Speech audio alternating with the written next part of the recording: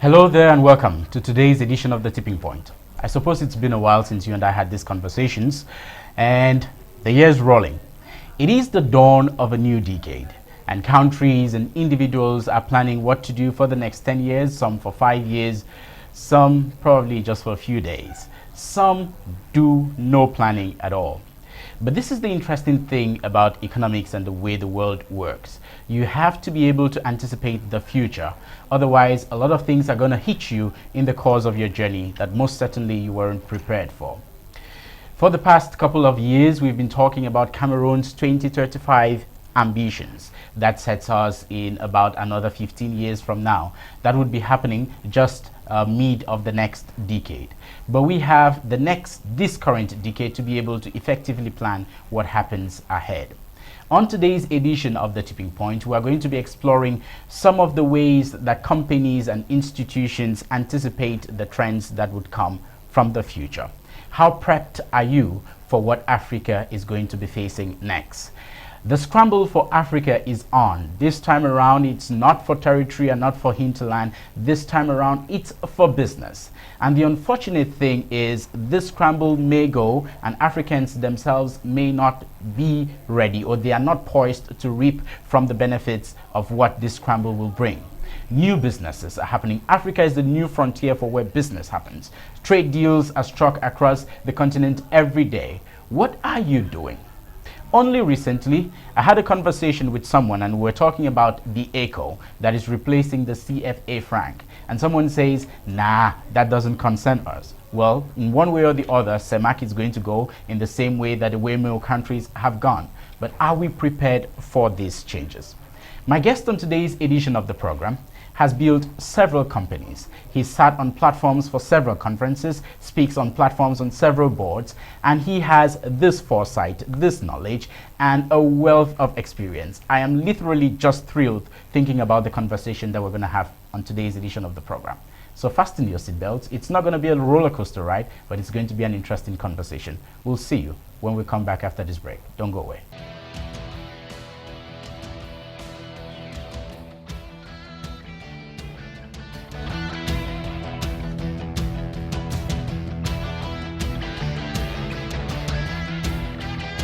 And you're welcome back.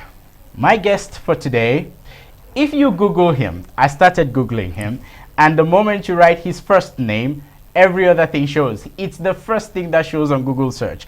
And Mr. Bako Ambianda, welcome to the show. And I must say, so when I was Googling you, and when I did that, so I expected you would come around, you know how Google does that thing. Yeah. And then you were on the top notch. So I was talking to the person who introduced us, and then they said you were Cameroonian. Okay. I got that right, correct? Right? Yeah. So these are the places where I'm fascinated.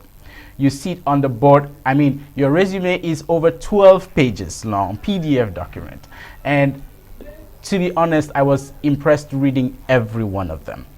And this is my first question to you, being so young and with such a wealth of experience.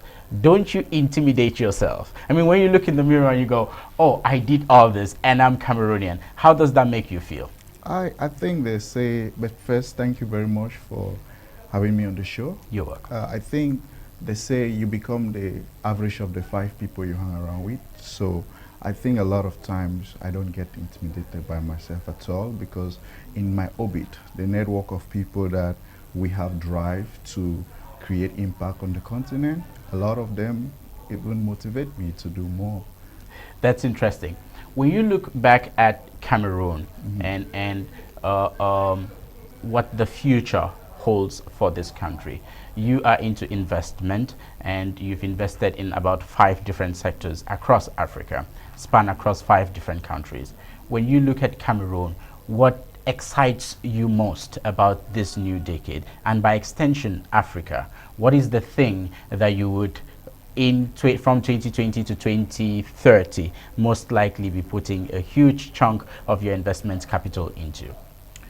Well, as you said, we have businesses in 5 different countries, but we have operations in North America, in Asia, Middle East, and in Africa.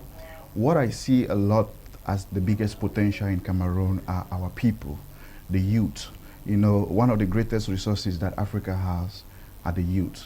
Our youths are they're anxious, they have the drive, they want to do something for themselves, but just a lot of time the environment is not conducive for them. So I think we need to be able to invest in our people, and we are going to see a lot of development coming out from there. So let's talk a little about Labacorp Group.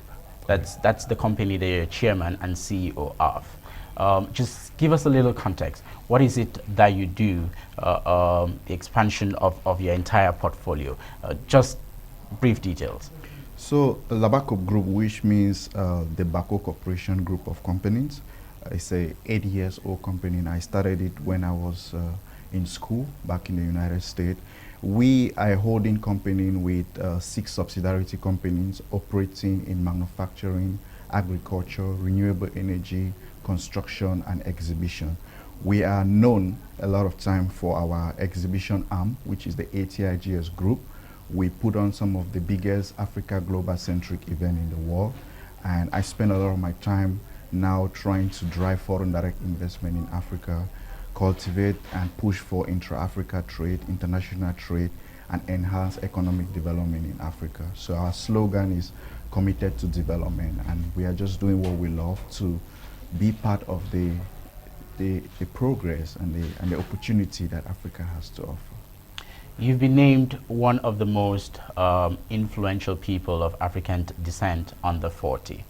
And when you talk about driving investment in Africa, and you say the greatest potential that Cameroon has is the people, I totally agree with that. And we have the youngest under 30 population in the world, the largest, I beg your pardon, under 30 population in the world.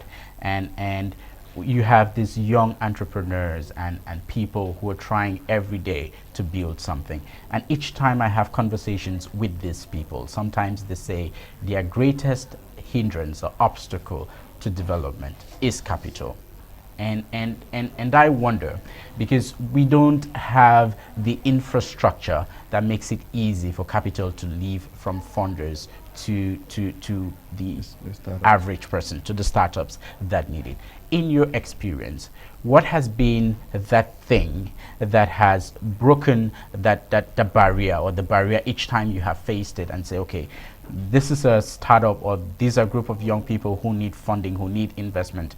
It can't reach them because of this and that reason. The reasons for why investments are limited in Africa are just many.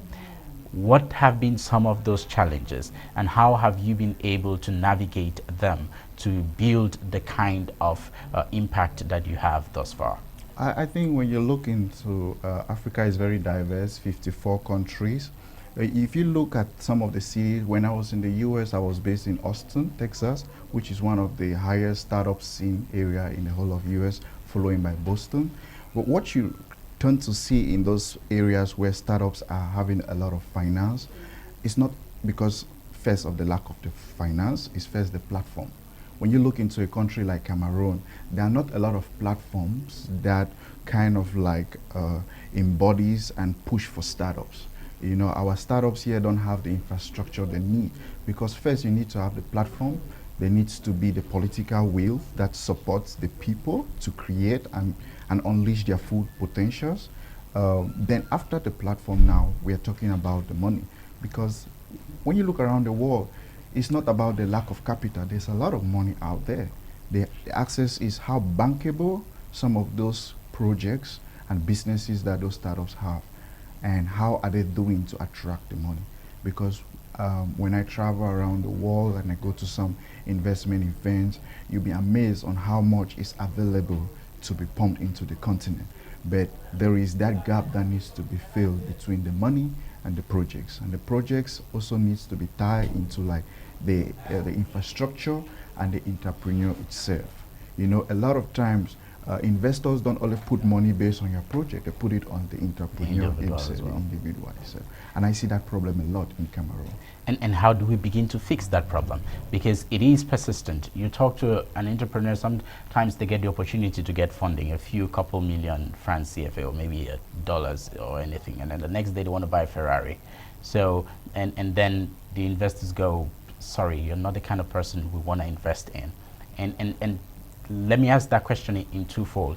When you take maverick or maverickal personalities, say Elon Musk, that kind of a person who goes, okay, these are the rules, I'm not going to live by them, but he's still able to cut through and be able to attract investment. And then you come to Africa and we say, these are the rules, we are unable to live by them, and we are unable consequently to attract investment.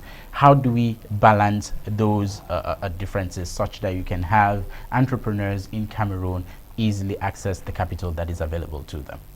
The first thing you need to know about entrepreneurship is you need to have the bounce back ability.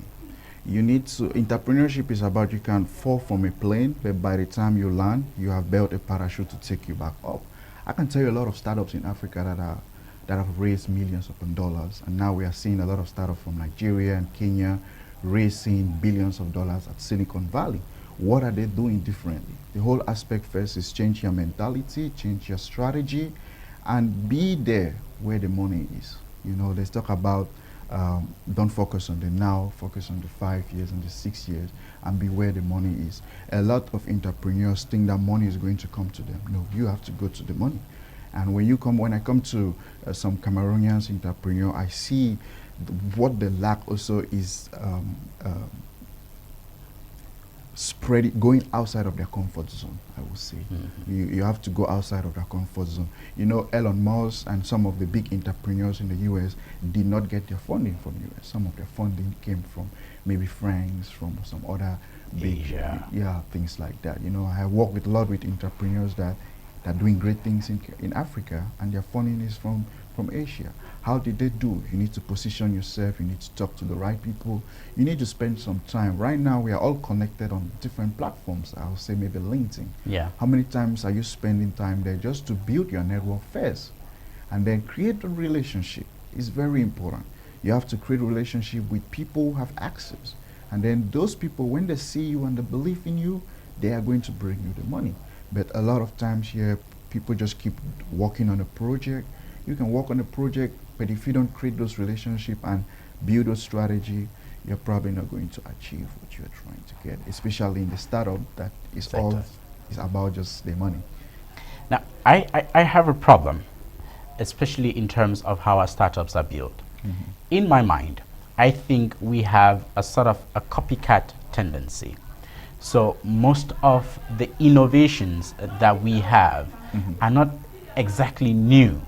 There are systems that have been working in other places, and we're trying to replicate them in the Cameroon and in the Africa context. And ever so often, we forget to do the tweaks of maybe understanding what is particular about our context. If you take, for example, the WeWork a case study.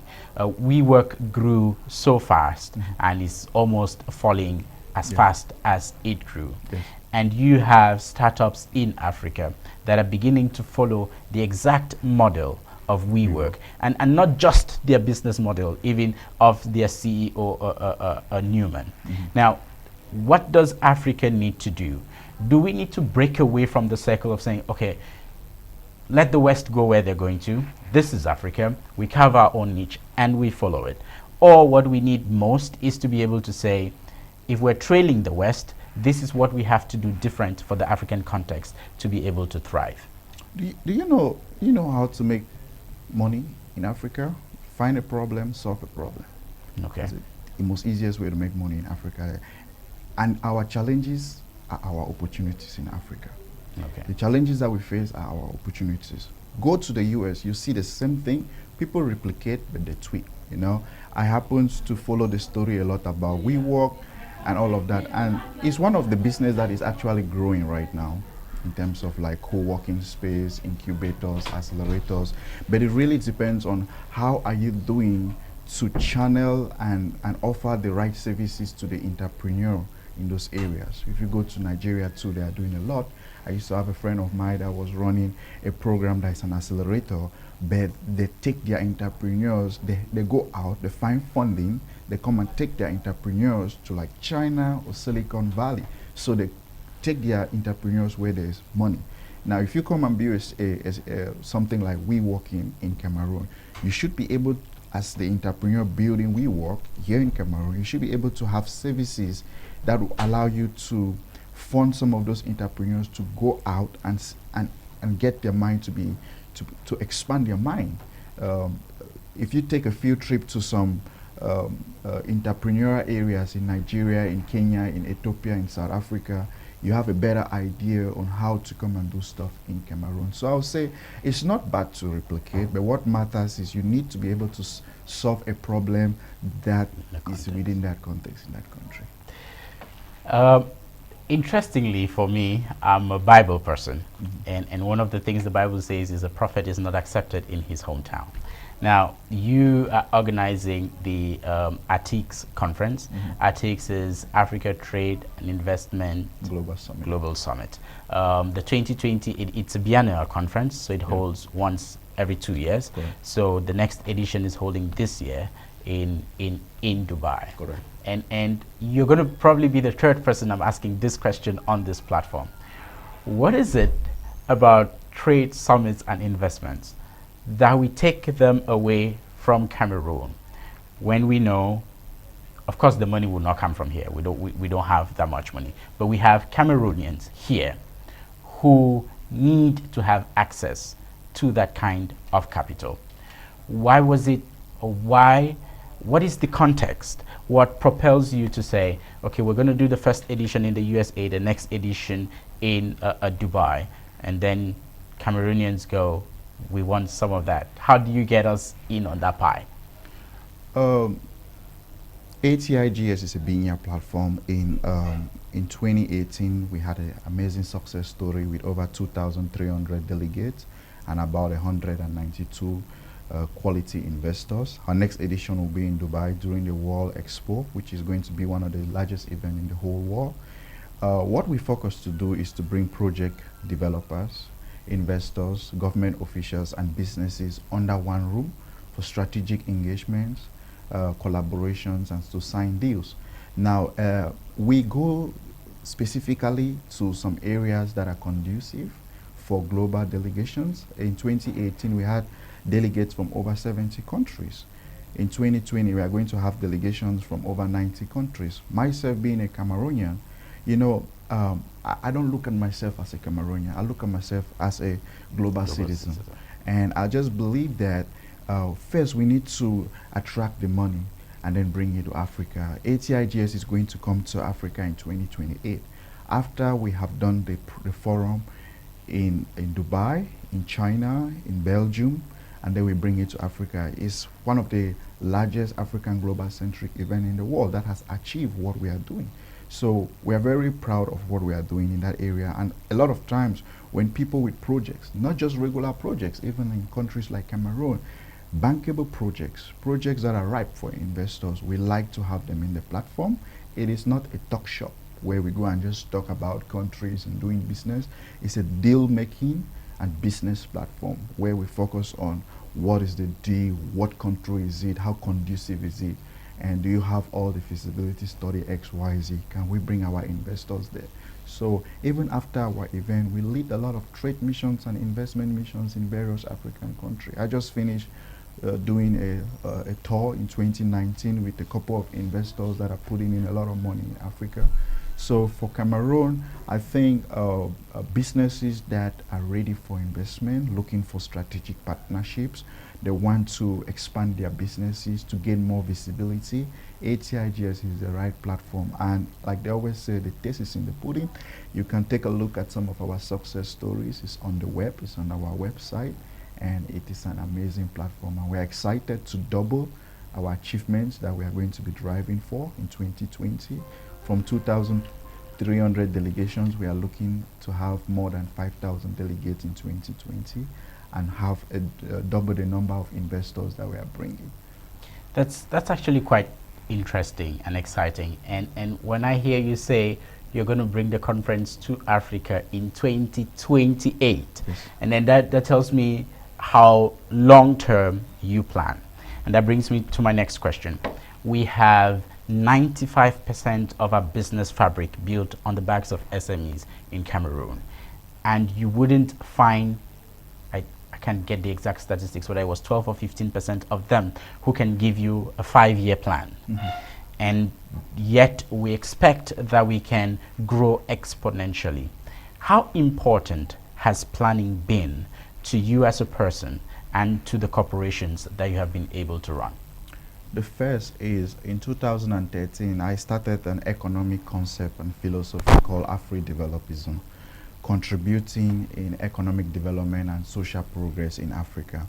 And in the context of Afro-Developism, what I try to explain to people is, if you want to succeed really big time in Africa, you need to have a long-term plan. You know, Africa is not a get-rich-quick continent. You need to have a long-term strategy and a long-term plan. And when you look at businesses like the Dangote Group, and you go to the international war and you look at some of the multinational companies, they don't only have a short-term plan, they have 10 years plan, they have 20 years plan, and you need to follow with a strategy, because we are going through a creative destruction. 5 years ago, some of the jobs that used to pay are no longer at this time right now. And in the next 2 years, things are going to change. So you need to focus with a long-term plan, and then you walk ahead of it. So for myself personally, I have a background in project management, civil engineering also as well. And in civil engineer, before you have a tower built, the most important thing is the foundation. Yeah. Once you have a foundation, then you can put up a tower. But if you pay attention to that, you cannot start building a tower without having a plan and even a blueprint. Yeah. So even in our life and in our businesses, we are going to do well when we have a long-term vision and a long-term plan.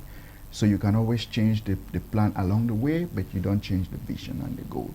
And that is why even ATIGS today, when I launched the program in 2015, we had a strategy on how we are going to move it in different continents. And even my businesses that I do, we have our focus on economic development sectors. How can we drive foreign direct investment in Africa? How can we contribute to social progress? So everything that we do ties towards that my economic philosophy, Afro-Developism.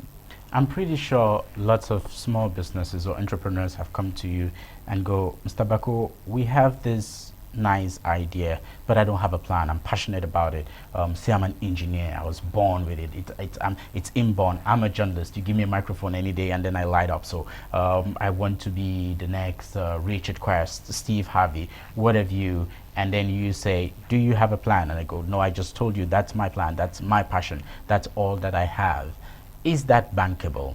And because what happens in this scenario where I genuinely can't do one, and yet I am that passionate and good at what I do? You know, it's very important to have that first thing, passion.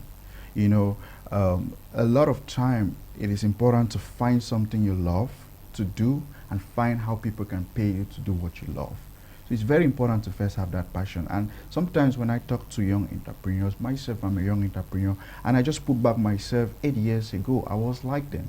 You know, this guy just fresh out of just coming. I came to the US at that time. I was in the US in 2011, and I know with the milieu of my friends, when I tell them what I wanted to do, everybody laughs. So I always tell my entrepreneurs, if people don't laugh about your dreams, no, it's too small. You need to scale it up. So, but when you have that passion and that thing that you want to do, the first thing is to actually see it. We have two eyes, our mind eye and our eyesight. So once you can see it in your mind, you can actually achieve it. Now, you just need to be around the right people. That's why mentorship is important. That's why environment is important. That's why platforms are important. For you to be around the people who are either doing what you want to do or they are doing what you are doing. So they can help you where you don't have the strength. It's very important. You know, started my career in Maryland, and I realized after 2 years that the environment was not conducive for me. Not that it was not good, but what I was doing was not the best. So I went to the environment that was conducive for me. I had friends that were doing what I was doing, and that has helped me. So it's a similar thing. When entrepreneurs come to me and I find that passion and that drive, what I do also is just instill in them the aspect of action. You know, without vision, the people perish, as a biblical man. But when you have something in your mind, you need to put it down. You write it down, you read it. And once you start reading it, once it becomes in your mind, they say once a man mind has been expanded with an idea or concept, it can never goes back to its origin. So when you keep reading your goals, one day you are going to hold yourself accountable that you want to do it. And until you are sick of being sick and tired, you never have that drive that nobody can stop you. You're an author, you're a public speaker, and I was looking through one of your photos and I saw you with Les Brown. I like Les Brown as well. And that makes, and you're a business person. I think talking to business people, I always find that there is this conflict between the businessman and the author. Because when you're a businessman, you talk in terms of action, figures and statistics and this. When you're an author, you're trying to be philosophical and try to see how you can incorporate the ideas or let everybody fit into the scope that you're trying to bring.